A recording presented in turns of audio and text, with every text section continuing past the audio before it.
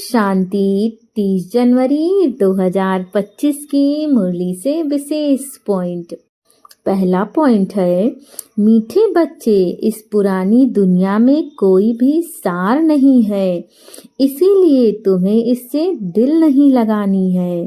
बाप की याद टूटी तो सजा खानी पड़ेगी। अर्थात बाबा हमें बहुत प्यार से समझाते हैं कि बच्चे, इस दुनिया से हमें कोई मोह नहीं रखना है, क्योंकि ये दुनिया दुख भरी है। हम जिस भी चीज़ से मोह रखते हैं वो हमें कष्ट पहुंचाती है, और इस दुनिया में जो भी चीज़ें आई हैं उनका जाना निश्चित है।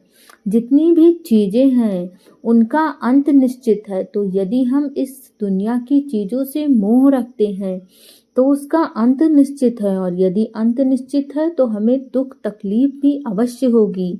इसीलिए बाबा हम अपने बच्चों को इतना मीठा मीठा समझाते हैं कि बच्चे, इस दुनिया से कोई मोह नहीं रखना है। हमें इस दुनिया से किसी भी प्रकार से दिल नहीं लगानी है।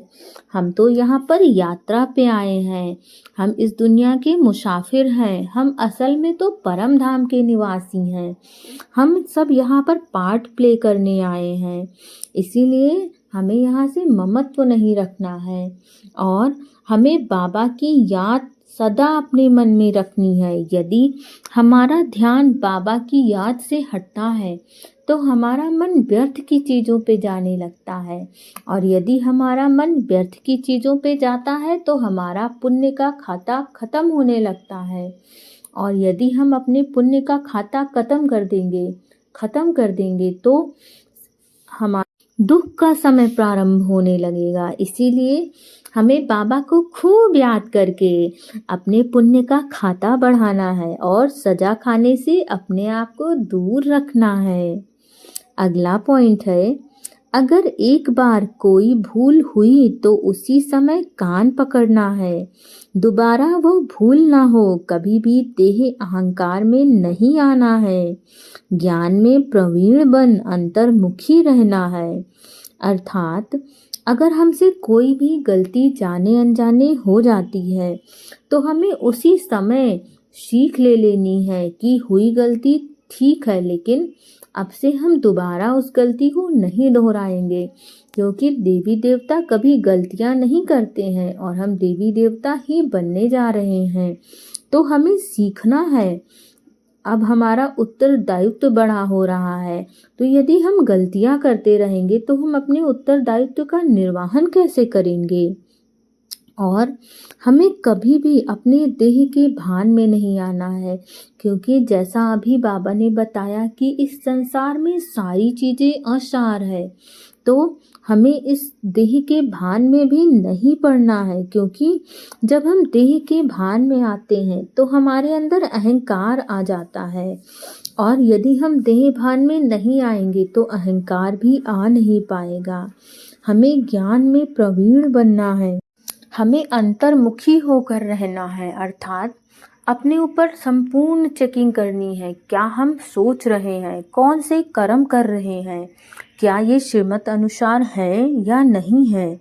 इसी को कहते हैं अंतर्मुखता की स्थिति, की संपूर्ण अटेंशन अपने ऊपर हो, इस संसार पे नहीं कि किसने क्या किया क्या नहीं किया। हमें इन सब से कोई मतलब नहीं है, और इसीलिए यदि हमें इन सब चीज़ों से मतलब नहीं है तो हमें अपना ममत्व बाबा में लगाना है, बाबा से प्रेम करना है।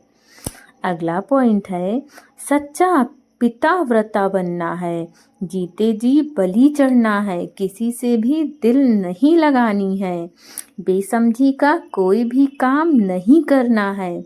जैसे होता है कि पतिव्रता नारी जो अपने पति के अनुसार सब कुछ करती है, एक उसका पति ही सब इस दुनिया में सब कुछ होता है, बाकी किसी से कोई मोह नहीं रहता। वैसे ही हमें सच्चा पिताव्रता बनना है। जैसे हमारे पिता परमेश्वर कहते हैं, हमें वैसा वैसा करना है, उसी से ही अपना रिश्ता नाता रखना है, और बाबा के कार्यों में संपूर्ण सहयोग देना है। इस संसार की किसी भी चीज़ से हमें दिल नहीं लगानी है और ऐसा कोई भी कार्य नहीं करना है जो लगे कि बेसमझी का है, बचकाना का है, क्योंकि हम देवी देवता बनने वाले हैं। तो देवी देवता क्या बचकाने कार्य करते हैं? किसी से भी नाराज हो जाना, किसी से भी उम्मीदें रखना, कभी ऐसा देवी देवता को करते देखा है या गुस्सा होते हुए? नहीं ना, देवी देवता तो हमेशा हर्षित मुख होते हैं। तो वैसे हमें भी बनना है। उनके हर कार्य कितने डिसीजन जो है समझदारी पूर्ण होते हैं। तो क्या अब हमारा उत्तरदायित्व ऐसा नहीं होता है? ज़रूर होता है। और हम तो जब देवी देवता बनेंगे तब तो देखेंगे ही कि कैसे कैसे क्या क्या करते हैं। लेकिन यदि हमने इन सभी चीज़ों को अपने जीवन में उतार लिया तो हमारा ये जीवन ही किसी देवी देवता से कम नहीं होगा। अगला पॉइंट है, जुदाई को सदा काल के लिए विदाई देने वाले स्नेही स्वरूप भव। अर्थात जो स्नेही को पसंद है वही स्नेह करने वाले को पसंद है। यही स्नेह का स्वरूप है। चलना, खाना, पीना, रहना स्नेही के दिल पसंद हो। इसीलिए जो भी संकल्प व कर्म करो तो पहले सोचो कि यह स्नेही बाप के दिल पसंद है। हम जो कर रहे हैं क्या उसे बाबा को अच्छा लगेगा? हमें इसकी चेकिंग ज़रूर करनी है। ऐसे स्नेही बनो जो निरंतर योगी हैं, सहज योगी बन जाएंगे। यदि हम बाबा के श्रीमत अनुसार हर कदम करते हैं तो हम बहुत सहज योगी बन जाएंगे।